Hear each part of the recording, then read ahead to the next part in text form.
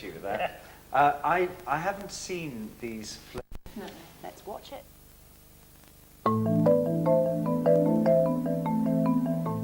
Chatsworth House in Derbyshire is home to the Duke and Duchess of Devonshire. It's been in the family for over 400 years, and the current house was built in the early 1700s. Anthony has arrived here in search of conclusive proof that Robin's great-grandmother, Elizabeth Wallace, once worked here. On hand to help is the family's official archivist, Andrew Peppett. So will his records prove Robin's family legend correct?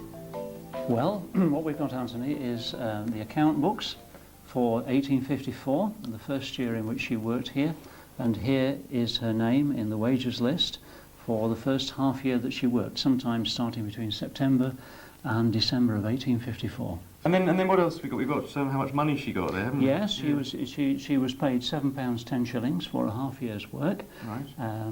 which would translate into something probably like £350, £360 by today's standards, which doesn't sound a lot, but then again we have to remember that of course she would have had board and wages, and she would perhaps have been in a room, something like this, that would have been provided for her.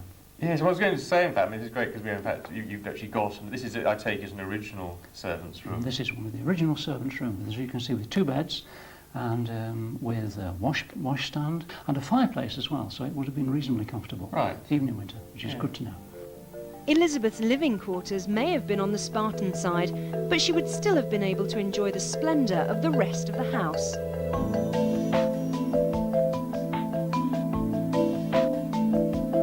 Well, Andrew is standing in this magnificent dining room. Now, is this the sort of place which Elizabeth might have encountered while she was working here? Yes, it is, I think. It's possible, depending on the kind of work that she did. This part of Chatsworth was built by the 6th Duke, whose portrait by Lawrence we see here behind us.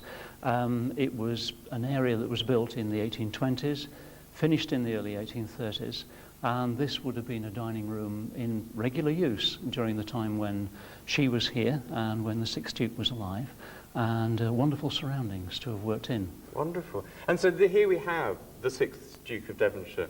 And so am I right in thinking then that this was the man who in fact paid Elizabeth's wages? Yes, he was the employer. Yes, he was the boss.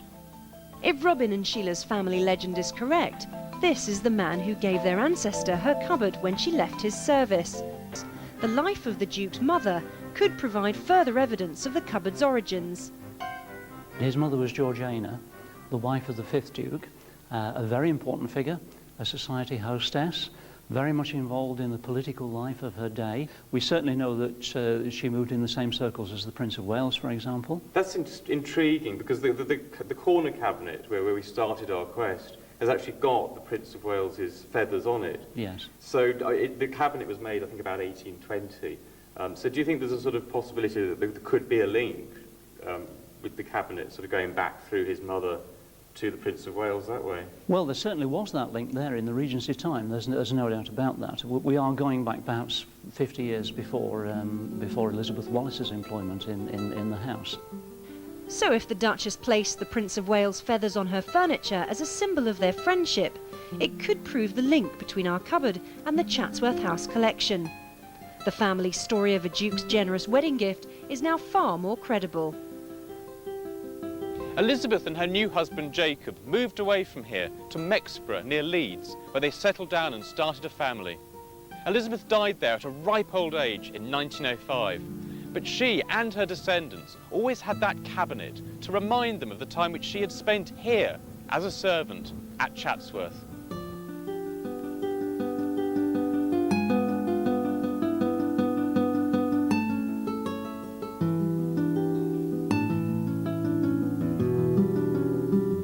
So there you go, Sheila and Robin. Part of the mystery solved. Absolutely fantastic, I think. I don't know what Robin thinks. I now know what sort of a family I married into.